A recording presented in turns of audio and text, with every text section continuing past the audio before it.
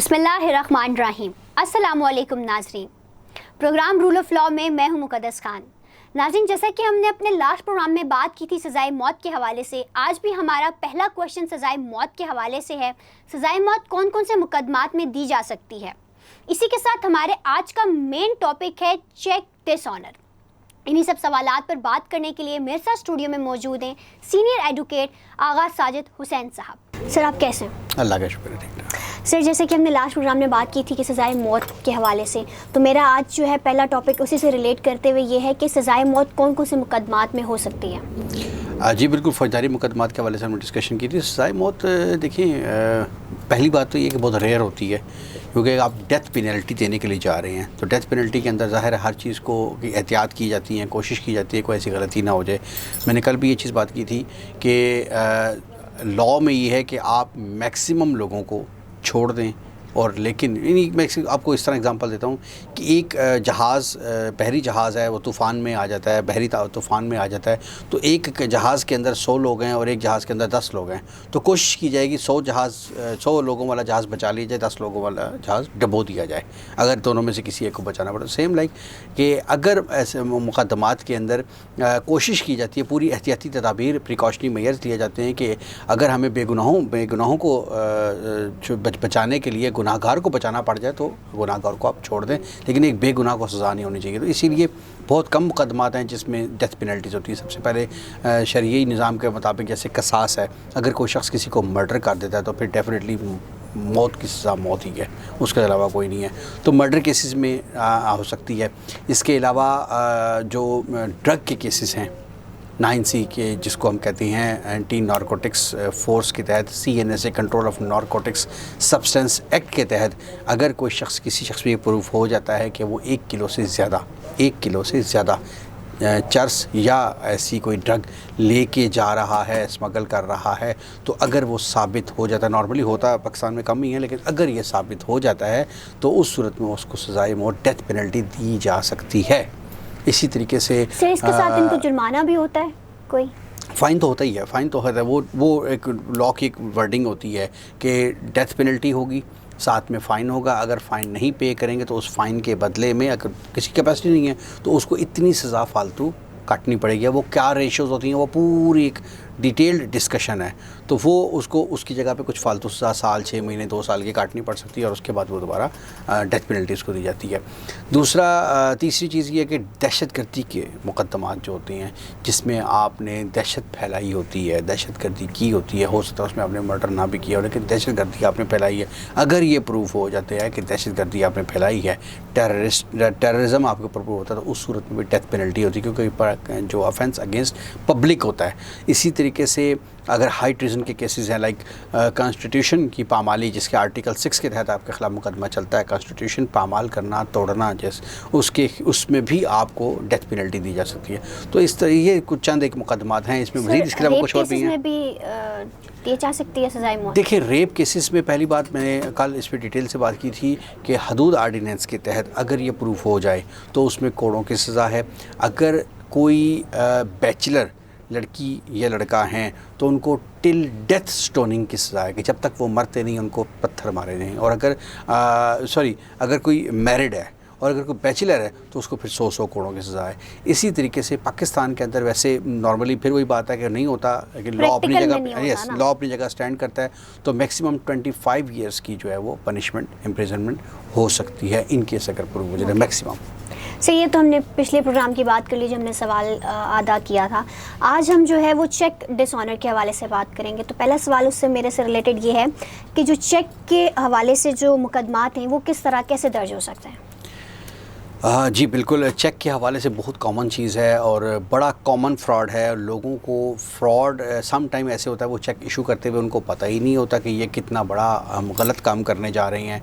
वो बड़ा इजी ले होते हैं, जब बाद में प्रॉब्लम्स क्रिएट होती हैं तो फिर उनको पता चलता है। इसी तरीके से आम लोगों को पता नहीं है कि चेक अगर डिसऑनर हो जाता है तो उस सिचुएशन में क्या होगी। बड़ा डिटेल्ड चीज़ें हैं, लेकिन मैं कोशिश करूँगा कि इस हवाले से आज ब्रीफली हम इस पर बात कर सकें, बल्कि क्योंकि डिटेल हम टाइम की कमी की वजह से नहीं कर पाएंगे।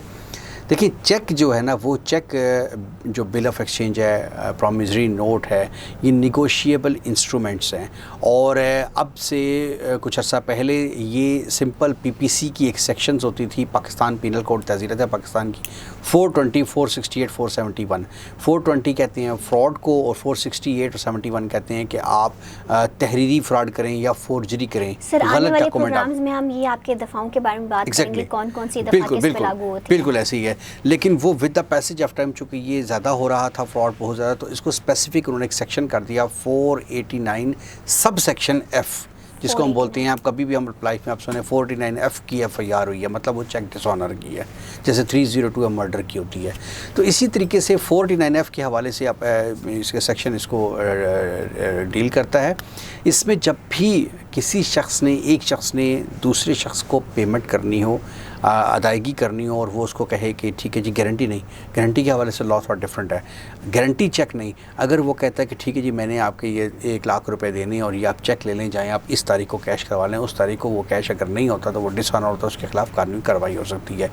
22 रीज़न्स होती हैं डिसऑनर होने की चेक, जिसमें सम ऑफ देम मैं आपको बता देता हूँ कि अगर एक शख्स जो चेक इशू करता है, वो दूसरे को जिसका पैसे उसने देने होते हैं, वो बैंक में जाके चेक उसका प्रेजेंट करता है, तो वहाँ पे अगर स्टॉप पेमेंट उसने ऑलरेडी करवाई हुई है, लाइक मैं एग्जांपल देता हूँ कि मैंने आपके पैसे देने हैं और मैं आपको चेक इशू कर देता हूँ, आप बैंक में चेक कैश करवाने के लिए जाती हैं, तो वहाँ पर मैंने पहले से एप्लीकेशन एक दी हुई है कि जी स्टॉप पेमेंट कर दें, तो वो एक रीज़न आ जाएगी कि पेमेंट मैंने स्टॉप करवाई हुई है, बट डिसऑनर हो जाएगा, कैश तो नहीं होगा। इसी तरीके अगर मेरे सिग्नेचर्स डिफरेंट हुए जो बैंक में हैं और जो मैंने चेक के ऊपर किए हैं, वो भी एक रीज़न आ जाता है कि मैं समटाइम हो सकता है मैंने खुद सिग्नेचर्स गलत किए हों, या हो सकता है आपने मेरा चेक चोरी किया हो और उसके बाद आपने जानबूझ के गलत सिग्नेचर किए हो, मुझे पता ही ना हो, आप मेरे खिलाफ FIR करवाने जा रहे हो। इसी तरीके से इनसफिशेंट अमाउंट है, आपके यहाँ अमाउंट बैंक में नहीं पड़ी है, या फ़ोटो अकाउंट है, या जॉइंट अकाउंट है, ये सब 22 रीज़न्स होती हैं, तो ये चेक डिसऑनर हो जाता है। जब भी चेक डिसऑनर होगा, एक शख्स के पास रेमेडी है कि वो अपने पैसे रिकवर करने के लिए वो फौजदारी मुकदमा भी दर्ज कर सकता है और दीवानी अदालत में भी जा सकता है। ये दोनों ऑप्शंस उसके पास होती हैं। अब इसमें बहुत सारी बारीकियां हैं कि वो कैसे करेगा, क्या करेगा with the passage of time. आपको मैं जो जैसे आप सर इन मुकदमात में जो है वो ज़मानत भी हो सकती है अगर ये कोई दर्ज कर ले तो? जी बिल्कुल, मैंने कल थोड़ा सा इसको टच दिया था इस हवाले से कि ऐसे मुकदमात जिनकी सज़ाएं 3 साल या इससे कम होती हैं उनको बेलेबल कंसिडर किया जाता है। अगर ये स्पेसिफिकली लिखा है कि इसको नॉन बेलेबल तस्वर किया जाए फिर तो और बात है, अदरवाइज़ ये बेलेबल कंसिडर होते हैं। लेकिन इस 489F सेक्शन जो PPC में ऐड किया है कि इसकी मैक्सिमम पनिशमेंट दी गई है वो 3 ईयर पनिशमेंट दी गई है। तो इसमें 2012 में शौकत सिद्दीकी साहब की इस्लामाबाद में जजमेंट आई थी कि वो 3 ईयर पनिशमेंट का मतलब ये है कि लॉ मेकर की, लेजिस्लेटर की ये इंटेंशन थी कि इसको बेलेबल कंसिडर किया जाए। है नहीं बेलेबल, लेकिन नॉर्मली बेल्स हो जाती हैं। तो इसमें हमारा यहाँ पे एक बड़ा अजीब सा कस्टम बना हुआ है जिससे मैं डिसएग्री करता हूँ, लेकिन एक रिवाज हमारा बना हुआ है कि अगर छोटी अमाउंट्स हैं, 1-2 लाख की का अगर चेक है तो वो सिविल कोर्ट्स उसकी बेल्स ग्रांट कर देती हैं हफ्ते 10 दिन के अंदर अंदर। हालांकि 489F सेक्शन के अंदर लिखा नहीं है कि कितनी अमाउंट का कितने अरसे के बाद बेल हो जानी है, ग्राउंड्स होते हैं हर चीज़ के, बट वो एक नॉर्मल एक बना हुआ है कि बेल्स हो जाती हैं अगर थोड़ा बहुत आप उसको आर्ग्यू करें। लेकिन अगर 5 या 10 लाख या 15 लाख का चेक है तो फिर वो सिविल कोर्ट्स रिस्क नहीं लेती। वो फिर उन्होंने माइंड एक बनाया हुआ होता है कि हमने बहुत ही एक्स्ट्रा ऑर्डिनरी ग्राउंड ना हो जब तक उन्होंने बेल्स खारिज करनी है, फिर आप उसकी अपील में जाते हैं बेल की सेशन जज के पास। सेशन जज ने देखना है कि अगर वो 20, 25, 15, 20 लाख की अमाउंट है, चेक डिसऑनर हुआ है, तो वो उन्होंने बेल उसकी ग्रांट कर देनी है। अगर वो 1 करोड़ का चेक है या 50 लाख से ऊपर का चेक है तो उन्होंने भी अपना माइंड बनाया होता है कि वो नहीं होती। और अगर वो खारिज हो सकती हैं जो इनके चेक हैं? नहीं, चेक खारिज होते हैं या FIR खारिज का? FIR नहीं, वो एक सेपरेट चैप्टर है। मैं उसी बात को दोबारा आखिर में कंप्लीट करूँगा कि अगर अमाउंट होती है 50 लाख से ऊपर तो फिर वो हाई कोर्ट से तकरीबन बेल्स हो जाती हैं। बहुत रेयर चांस होता है कि हाई कोर्ट से बेल नहीं होती। अब जो आप कह रही हैं FIR खारिज बहुत रेयर होती है, उसमें ग्राउंड्स होते हैं, यानी रेयर से मुराद है कि आप 1000 केसेस में कोई 1 देख लेते हैं, 2 देख लेते हैं। अब ग्राउंड्स क्या हो सकते हैं कि अगर मैं ये प्रूफ करने में कामयाब हो जाता हूँ कि मेरा आपका उसमें भी FIR खारिज नहीं होती है बल्कि एक्विटल होता है, यानी पूरा ट्रायल चलने के बाद, एविडेंस आने के बाद बाइज्जत बरी हो जाती हैं, बाइज्जत बरी हो जाती हैं। लेकिन FIR खारिज होने का चांस बहुत कम रेयर होता है। वो भी उस सूरत में क्या करिए प्रूव कर लेते हैं कि मेरी और आपकी कोई ट्रांजैक्शन हुई नहीं है, मेरा आपका कोई लेन देन था ही नहीं, मैंने आपकी पेमेंट किसी सूरत करनी नहीं है, तो आपके पास चेक कहाँ से आ गया है? या मैं ऐसे ही कोई किसी जगह से प्रूफ कर लेता हूँ कि ये मेरा चेक, मैं कोई ऐसा डॉक्यूमेंट ले आता हूँ कि ये मेरा चेक 2 साल पहले चोरी हुआ था और मैंने इस चेक की FIR करवाई हुई है, अब ये चेक इनके हाथ लग गया, या हो सकता है इन्होंने उस टाइम चोरी किया था तो आज ये इसको मिसयूज़ कर रहे हैं, लेकिन मैंने पेमेंट नहीं दी थी। तो इस तरह की अगर मैं कोई डॉक्यूमेंट ले आता हूँ तो उसमें चांस होता है कि यस कि वो खारिज भी नहीं, इक्विटल बाइज्जत बरी हो सकते हैं। यस, तो वो सिचुएशन। अच्छा, ये जो मुकदमात हैं इनमें ज़्यादा से ज़्यादा कितनी सज़ा हो सकती है एक बंदे को? इसकी जी मैक्सिमम जो पनिशमेंट है ना वो 14F के तहत 3 ईयर पनिशमेंट है। फुल डोज बहुत कम मिलती है, नॉर्मली 2 साल, 2.5 साल, 1.5 साल, 2 साल। फुल डोज मतलब? Full dose 3 year full punishment इसको बोलते हैं कि 3 ईयर मैक्सिमम पनिशमेंट हो। 3 ईयर पनिशमेंट दी नहीं जाती नॉर्मल, अगर जब तक वो 5-10 करोड़ का चेक ना हो तो बहुत रेयर होता है, बस वरना 2 साल, 1.5 साल, 2.5 साल, 2.25 साल। अच्छा सर, कौन सा ऐसा मुकदमा है जिसमें बिल्कुल लॉ के मुताबिक सजाएं दी जाती हैं? देखिए, ये भी लॉ के मुताबिक है ना, क्योंकि लॉ में ये लिखा हुआ है कि अप टू 3 ईयर मैक्सिमम। अब ये कोर्ट की डिस्क्रिप्शन है, कोर्ट ने अपनी देखना होता है कि कौन बंदे की कितनी लाइबिलिटी है, उसके मुताबिक उसको। देखिए, मैं ये कभी भी नहीं कहूँगा ये तो तौहीन अदालत में कि अदालतें कानून के ख़िलाफ़ फैसला करती हैं, ये तो आप बंद करवाने लगी हैं हमारा प्रोग्राम। ऐसा नहीं होता, कानून के मुताबिक ही होती हैं हमारी सज़ाएँ, लेकिन वो कोर्ट की डिस्क्रिप्शन होती है। मैक्सिमम पनिशमेंट 3 ईयर है। कोर्ट ने कभी भी ये नहीं कहा कि अगर किसी के खिलाफ जुर्म प्रूफ हो जाता है, साबित हो जाता है, तो उसको 3 साल ही सज़ा देंगे। उसमें कोर्ट अप टू 3 ईयर का वर्ड यूज़ हुआ, और फाइन और बोथ, यानी वो फाइन भी हो सकता है दोनों। तो वो उस सूरत में डिपेंड करता है कि कोर्ट क्या उसको 2.5 साल देती है, 2 साल देती है, वो जिस तरह के होते हैं हालात वगैरह उसके मुताबिक होते हैं, हो सकता है। अच्छा, जब मुलज़म को सज़ा हो जाती है उससे मुद्दई को क्या फ़ायदा होता है? हाँ, ये बड़ी ऐसी चीज़ है, समझने की चीज़ है। देखें, अगर आप इसको साइकोलॉजिकल तौर पे समझें कि अगर हम एक कह दें कि एक आप हैं, आपको हम कह दें कि इस रूम में आपने 10 घंटे के लिए, 4 घंटे के लिए आप पाबंद है, तो आपसे वो 4 घंटे नहीं गुजरेंगे। अपनी आज़ाद मर्ज़ी से आप 2 दिन भी यहाँ रह सकती हैं, लेकिन अगर आपको कन्फाइन कर दिया जाए तो एक शख्स की ने अगर आपके साथ फ्रॉड किया ही है, ज़ाहिर है वो फ्रॉड तो फ्रॉड ही है, लेकिन अगर उसको आप 3 साल के लिए, लेट्स सपोज 2.5 साल के लिए उसको सज़ा होती है और वो जेल चला जाता है, और 2.5 साल वो अपने घर वालों से नहीं मिल सकता, कहीं आ जा नहीं सकता, एक उसकी कन्फाइनमेंट कर दी जाती है, तो ये कोई थोड़ी सज़ा नहीं है, इतना आसान नहीं है। ये 2 साल 2.5 साल कह देना बहुत आसान है, जिसके पैसे डूबे हैं उसको तो ज़ाहिर है इसका कोई फ़ायदा नहीं हो, लेकिन अगर आपने किसी को सज़ा दिलवा दी है, मुझे इस चीज़ का जवाब दें कि एक कुरान पाक में क़िसास का हुक्म है, हाथ के बदले हाथ काट दें। अगर किसी का हाथ कटती है तो फिर जिसने हाथ काटा है अगर उसका भी हाथ काट दिया जाए तो उस पर शख्स को क्या फ़ायदा होगा? उसको तो कोई फ़ायदा नहीं होगा। लेकिन एक सज़ाएँ हैं, तो फ़ौजदारी जो केसेस होती हैं, एक चीज़ बड़ी क्लियर है नाजरीन के लिए भी, जो फ़ौजदारी केसेस होते हैं, FIR वाली केस, क्रिमिनल केस होती हैं, उसमें कभी भी आपको रिकवरी नहीं होगी। ये 14F चेक का मतलब है, लेट्स सपोज मैंने आपका अगर 10 लाख रुपए देने हैं और चेक डिसऑनर हो जाता है, आप ट्रायल करने के बाद मुझे सज़ा दिलवा देती हैं, तो उस सूरत में आपको 10 लाख नहीं मिलेंगे, रिकवरी कभी नहीं होती, इसमें हमेशा सज़ा ही मिलती है। अगर किसी का कोई मर्डर हो गया, किसी का कोई सर फट गया या कुछ और हो गया, तो कोर्ट ने आपको पैसे नहीं लेके देने, कोर्ट ने उसको सज़ा देनी है। तो अब उस सूरत में आपके पास सेकंड ऑप्शन क्या, अगर आप पैसे रिकवर करना चाहते हैं तो फिर आप क्या करें? तो कोर्ट ने उसमें CPC सिविल प्रोसीजर कोड के तहत ऑर्डर 37 का एक सेक्शन उसमें एक ऑर्डर ऐड किया है, जिसमें इन्हीं निगोशिएबल इंस्ट्रूमेंट्स के हवाले से आप सिविल प्रोसीडिंग भी इनिशिएट उस मुलज़म के ख़िलाफ़ कर सकते हैं। और ये बड़ा समरी ट्रायल है। नॉर्मली आम केस में साल 2-2 साल लग जाते हैं, लेकिन ये हर सूरत 6 महीने के अंदर कोर्ट पाबंद होती है फ़ैसला करने की, और वो भी उस सूरत में एक लंबा प्रोसीजर है कि कोर्ट में एक ये केस फाइल होता है और उसके बाद विदिन 10 डेज़ चेक इशू करने वाले ने अपने ग्राउंड्स प्रूव करने होते हैं, लीव टू डिफेंड उसको हम बोलते हैं, अपना प्रूफ पेश करना होता है। अगर 10 दिन के अंदर वो ऐसी चीज़ें साबित करने में कामयाब हो जाता है कि जज को वो कन्विंस कर ले कि मेरी गलती नहीं है, तो फिर तो 6 महीने के अंदर जज ने फ़ैसला करना है। और अगर वो कन्विंस नहीं करता तो विदिन 10 डेज़ ये फ़ैसला हो जाता है। ये विदिन 10 डेज़ ये ऑर्डर 37 का केस डिसाइड होगा, और उसके बाद होगा ये कि इसमें सज़ा नहीं होती। पहली देखिए, उसमें इसी चेक डिसऑनर के हवाले से अगर आप फौजदारी मुकदमा FIR दर्ज करवाते हैं, उसमें मुलज़म को सज़ा होगी, यस। लेकिन अगर सिविल केस में सज़ा पहले नहीं होगी, सिविल केस में कोर्ट पहले ये कोशिश करेगी कि रिकवर करवा के दे, यानी जिसने केस दीवानी अदालत में इसी वकूए का दायर किया तो वो उसमें रिकवरी का कोर्ट ऑर्डर डिग्री कर देगी कि आपने इसके 10 लाख रुपये देने और आप दें इसको, यस। अब अगर वो 10 लाख रुपये ना दे तो कोर्ट के पास क्या ऑप्शन है? कोर्ट सबसे पहले उसके वारंट्स इशू करेगी, उसको अरेस्ट कर सकती है, फिर उसकी प्रॉपर्टी अगर उसके नाम पर कोई गाड़ी है, कोई मकान है, कोई और प्लॉट है, कोई जायदाद है, तो वो जब्त कर लेगी।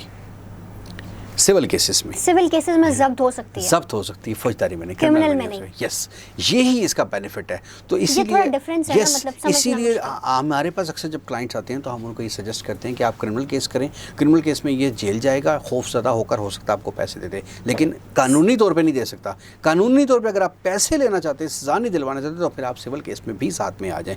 सिविल केस का ये फ़ायदा होगा कि उसके नाम पर अगर कोई भी प्रॉपर्टी होगी तो वो ज़ाहिर अब तो ऑनलाइन हो गया, प्रॉपर्टी सामने आ जाती है और वो अरेस्ट होगा और उसके बाद उसकी प्रॉपर्टी जब्त होगी, आपके अच्छा, 10 लाख रुपए फिर आपने माइनस सिविल करके की बात बाकी पैसे की। उसको वापस कर दिए जाएंगे।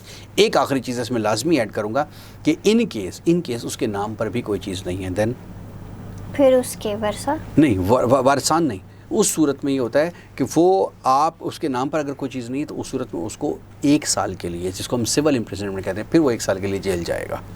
तो शायद वो 1 साल के अंदर फिर दोबारा से कहीं से रिकवरी करके अच्छा, फौजदारी और ये दीवानी में ये होता है कि अगर उस जो उनके रिलेटिव्स हैं, फैमिलीज हैं, उनको भी कोई नुकसान होता है? हाँ, इसमें थोड़ा सा डिफरेंस ये होता है कि जो फौजदारी यानी क्रिमिनल केसेस होती हैं उसमें जब कोई शख्स मुद्दई या मुलज़म मर जाता है तो केस भी मर जाता है, केस भी ख़त्म हो जाता है। मैंने आपको मारा उसका तो कोई रिलेटिव नहीं आ सकता। आप यस, मेरी डेथ की सूरत में या मैं आपका नाम नहीं लूँगा, किसी और का, ए और बी की डेथ की सूरत में दोनों वो जो है केस वो ख़त्म हो जाएगा, लेकिन सिविल लिटिगेशन ख़त्म नहीं होती। सिविल लिटिगेशन की सूरत में उनके वारिसान उतने ही लायबल होते हैं और वो उनके ख़िलाफ़ प्रोसीडिंग चलती है और केस डिसाइड होता है। और सिविल लिटिगेशन जो जैसे हम 37 की बात करें तो उसमें उसके वरसा जो होते हैं वो पैसे देने के पाबंद होते हैं। सर, चेक कितने अरसे में डिसऑनर हो सकता है? हाँ, ये बड़ी इंपॉर्टेंट चीज़ है। लोग अक्सर ऐसे हमारे जो गेमर्स होती हैं, जो समझते हैं इन चीज़ों को, वो बेवकूफ़ कैसे बनाते हैं कि एक शख्स ये बहुत इंपॉर्टेंट यस, बहुत इंपॉर्टेंट चीज़ है कि यहाँ से आपका टाइम बाढ़ हो जाता है, लिमिटेशन हो जाती है। लिमिटेशन है बेवकूफ़ बनाने बचने के लिए मैं नाज़रीन को बार बार कहूँगा कि एक शख्स ने ए रे बी के पैसे देने हैं।